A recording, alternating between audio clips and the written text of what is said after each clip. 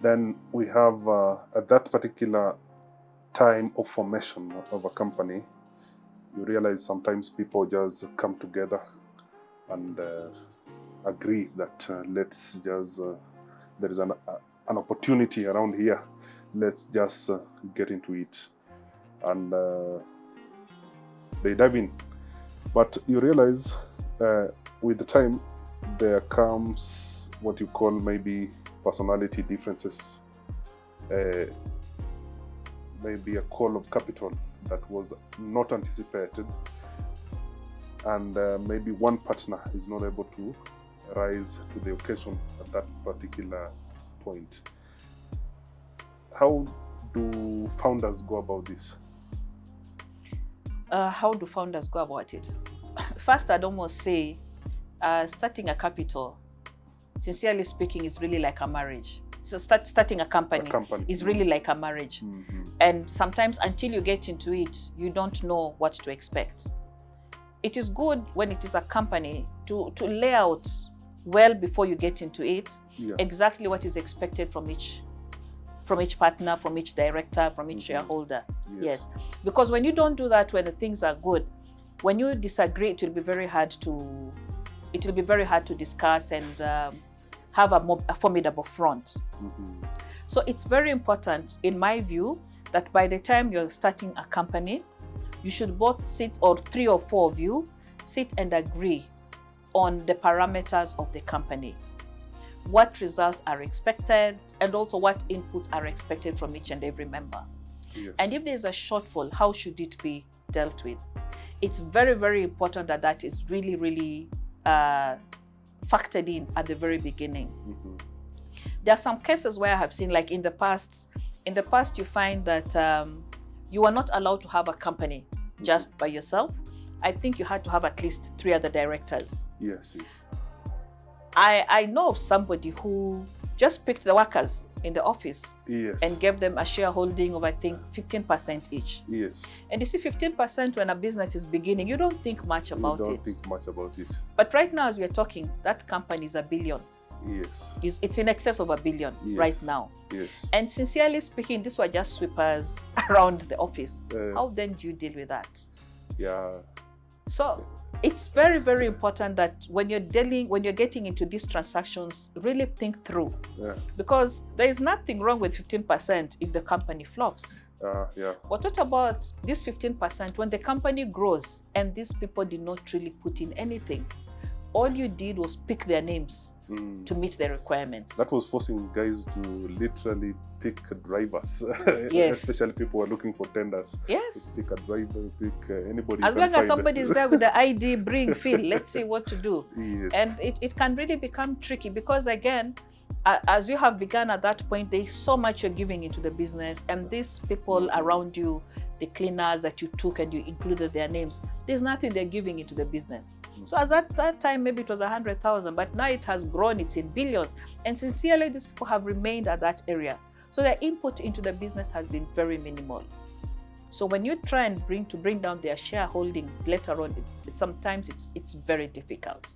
So people have to be very careful, again, whom they pick as partners, because people are different. There are those who you can sit and negotiate, and the others that will pull out spears or anything. So be very careful who you are starting a company with. Understand each other. Personalities, let the personalities complement. You don't have to be the same. But you should complement each other, whereby one person is strong, another one is weak, and see how to work it out. Yes. Okay. So that is exactly how the conflict should be solved before starting. Yes. You envisage. It's almost, we call them prenuptials or something like that, whereby should anything go wrong, how do you deal with it? How do you deal with it? Yes. I usually encourage all companies, all people that I deal with, to usually include the dispute resolution clause. And for me, from my experience, since I'm very passionate about alternative dispute resolution, whereby I believe if there's a conflict, we can sit and discuss rather than run to court first. Usually, as much as possible, put in a clause that allows first and foremost for negotiation. with timelines. When there's a dispute, there should be room for negotiation. And if you still don't agree with the negotiation, because now these are just the individual parties, then maybe now it can now move now to mediation. Mediation, now you get a third party who is a neutral, and we try and facilitate and see that you agree. If mediation does not work, the normal way now of going it now, maybe you now go for, depending on the kind, if it is industrial, maybe labor-based, maybe you'd want a conciliator who would then do a report. But now from mediation, if it does not agree, then you go for arbitration. Yes. That gives the parties time to negotiate and see how they can agree. And many times it's much faster. It's much faster and cost effective, both in terms of money and time. Yes. And as this company is growing, you find sometimes, or most times, you want to bring in investors. And sometimes you would be pushed to take a minority position. How do you protect yourself, as much as we say that whoever has the gold calls the shot? Well, depending on the sector that you're dealing with, for me, I feel it's always good to work with your lawyer. Very, very important to work with your lawyer, so that the lawyer understands and guides you accordingly. Is it the money that you're really interested in, or the name? You see, do you want to be known to be a shareholder, or do you want money in the bank? So there are those aspects that you look at, and the lawyer will usually guide you. There's the element of right of first refusal, or should the shares be sold out, you are the one who's first approached to see if you can be able to buy them. Well, you might be approached and you don't have the money to buy them. So how do you deal with that? So always negotiate in such a way, depending, because again, I've seen people, they've maybe invested maybe 100, 200, 500,000, 1 million. And at the time it's 1 million, somebody comes and offers you 100 million for your business. So you look at it and decide, do you sell it as is, or do you want to retain something out of it? Yes. So just look at it and work with your lawyers and see what they guide you. You have mentioned right of first refusal. What is that? Usually, in a transaction, excuse me, in a transaction, when the shares are put out in the market, sometimes it becomes very necessary for a company to have more injection of capital into the business. And to be able to have capital into the business, some shares have to be sold out. So instead of those shares just being sold to anyone,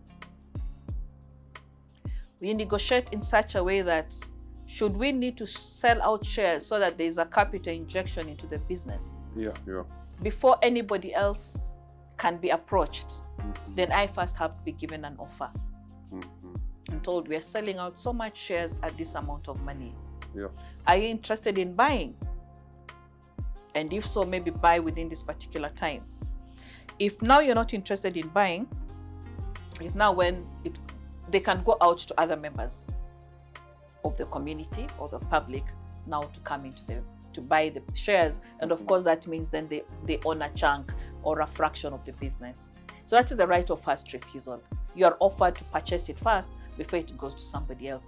A good example would be like, for example, maybe you have 100 acres of land at home that you've inherited from your father.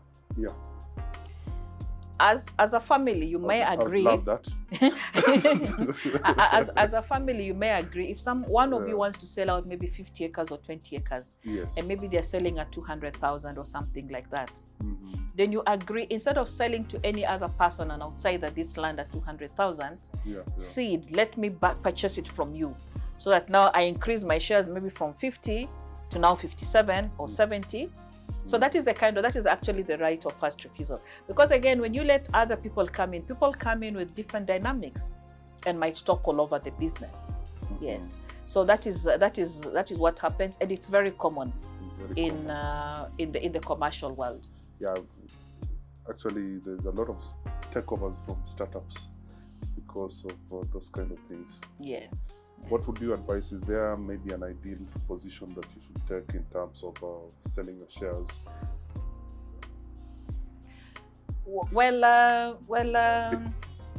Because I know it's not cast on stone. It's not cast on stone. It depends on the business and the dynamics. And also what you'll be offered in the process. Yeah. Because you might say you give 40%, but you know there's maybe much more that you're given in another area. Sometimes in the process of seeding that 40%, then you get an extra percentage in another company in the process. You know, there are those small dynamics that you should actually put on the table, you know, and it be very clear. When you're taking 20%, what does it really mean?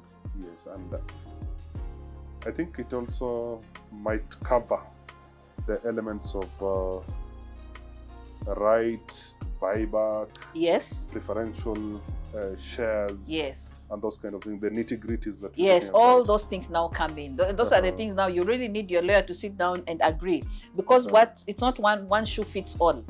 Yes. Because what might work in one area might not work in another area. That's right. Because again, for example, you might be told, okay, you're giving 40%, but for this 40%, we'll give 1% shareholding in this other company. That's right. And this other company that you're being given 1% maybe might be equivalent to Safaricom, for example. You see, and in the process of that, you have access to many other privileges. So it's very important that it's all put on the table, you know, and you understand, when I'm seeding this, when I'm giving up this, what am I getting in the process of it? And it's always good to have your lawyer also just discuss with them, and also don't go too fast for the transaction. Sit down, think about it. We call it, I think sometimes they call it cooling period. Yes. Yeah.